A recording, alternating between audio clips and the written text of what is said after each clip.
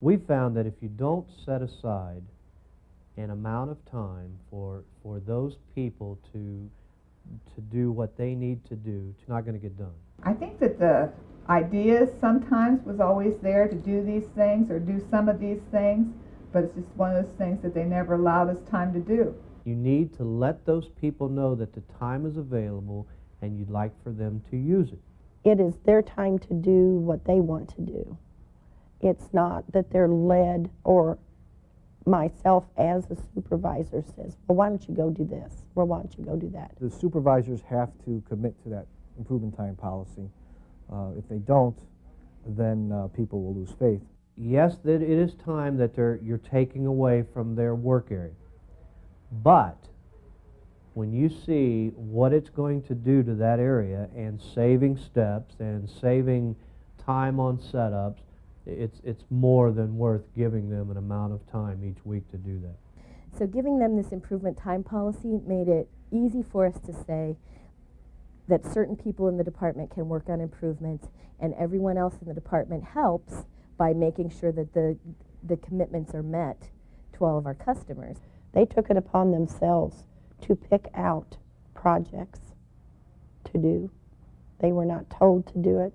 It was what they had done on their own.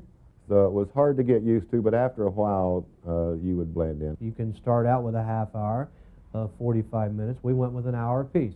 It seemed to work out pretty well.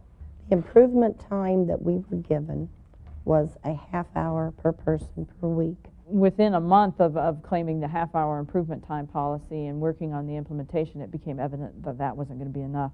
The most recent version is an hour for every person in the department.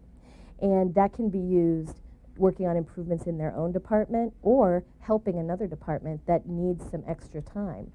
And to me, the most important thing about publishing it and putting it out there was letting the folks know that this hour a week is yours. You know, a lot of people didn't think they had the time to do it.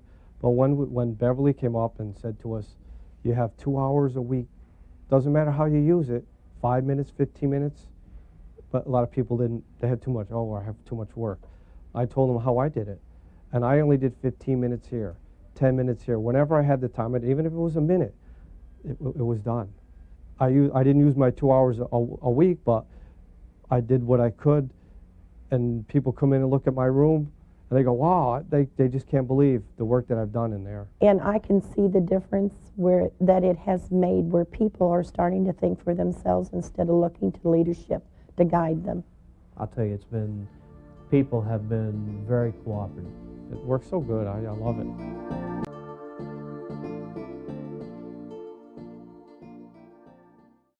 At Seton, what we did was we hung a chart outside of our supervisor's office, and a project would be listed and how much time it would take to do the project for Visual Workplace. It was an actual sign-up sheet, so everybody had a fair chance at participating, and if everyone did want a chance, some of the time it was used for overtime, it was rotated accordingly. This way here, the supervisor made time at the beginning of each shift to get this Visual Workplace work done, and also at the end. A lot of people like to do it. You know, I thought it took them away from their regular job, so it broke up the day, and you know, it made it more fun and exciting, where we're actually coming up with the ideas ourselves.